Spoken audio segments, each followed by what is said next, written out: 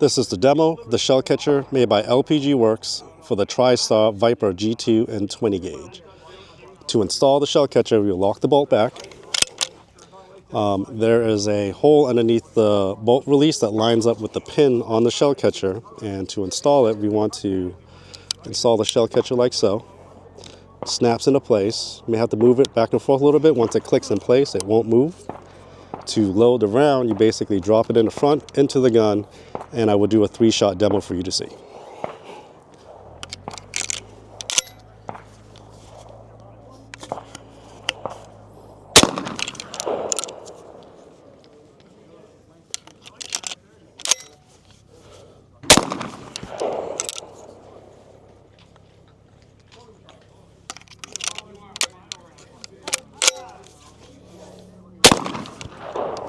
Now to remove the shell, we basically just move it up and forward, and to remove the shell catcher, just lift up and off the gun.